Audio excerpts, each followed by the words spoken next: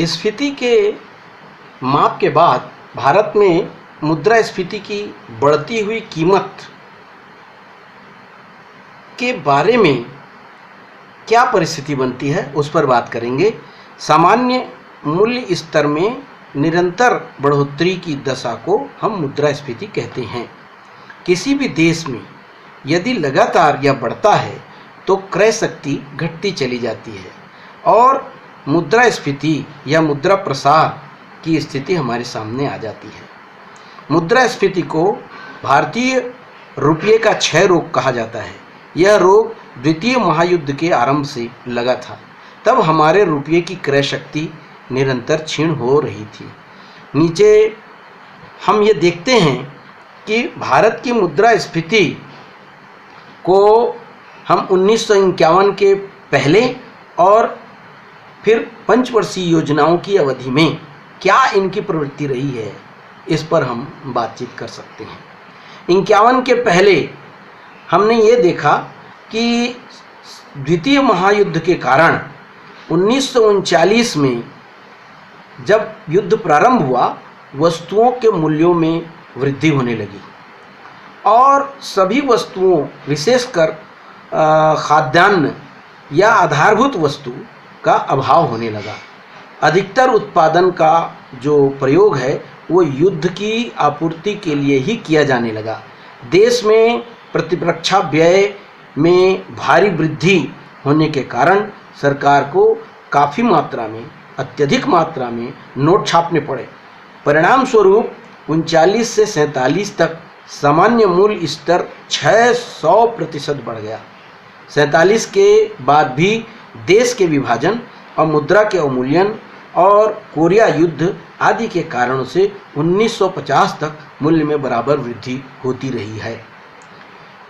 दूसरा जो प्रवृत्ति है वह हम देखते हैं कि योजना अवधि में, योजना का अभिप्राय पंचवर्षीय योजनाएं, इसमें क्या रहा। तो पहली योजना 51 से 56 में कीमतों की वृद्धि लगभग 3.6% कम हुई, जबकि दूसरी योजना 56 से 61 में फिर से कीमत बढ़ने लगी और कीमतों में 6.2% की औसतन वृद्धि होती रही। तीसरी योजना 61 से 66 में कीमत के बढ़ने की प्रवृत्ति जारी रही और इसमें लगभग 5.7% वृद्धि होती रही। चौथी योजना 61 से 69 से 74 के बीच इसमें बढ़ने की प्रवृत्ति जारी रही और यह 8.9% रही।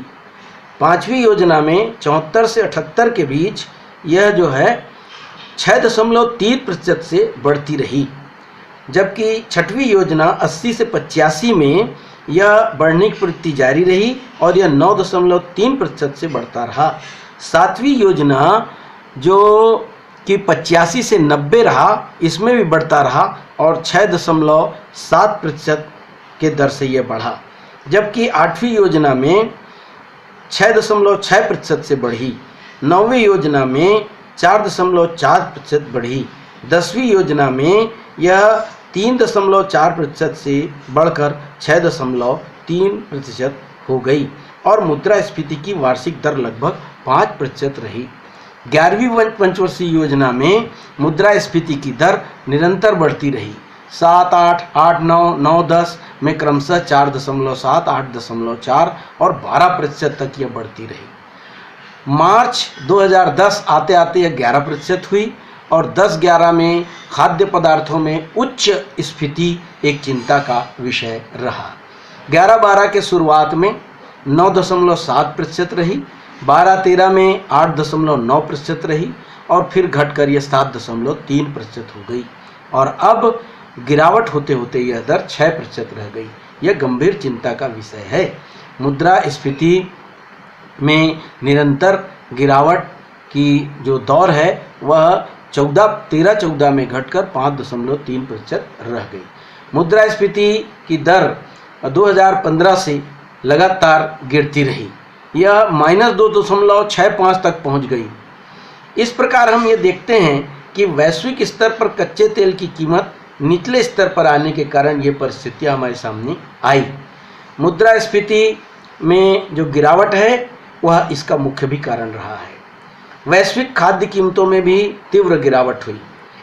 अब हम देखते हैं उपभोक्ता मूल्य सूचकांक के आधार पर आधारित मुद्रास्फीति में क्या हमारे सामने, तो 2004-05 वर्ष पर ही इस पर आकलन किया गया और केंद्रीय सांख्यिकी कार्यालय ने पहली बार उपभोक्ता मूल्य सूचकांक का निर्देशांक प्राइस इंडेक्स जारी किया और इसमें 2012 से मुद्रास्फीति की दर को आकलित की गई। एक कारण है नोटबंदी या विमुद्रीकरण।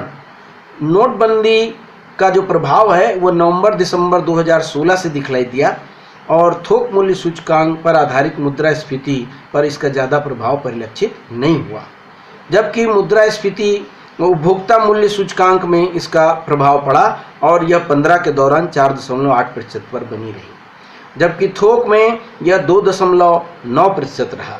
CPI के आधारित मुद्रास्फीति चालू वित्त वर्ष के दौरान स्थिर रही, जबकि इसका औसत लगभग 5% रहा।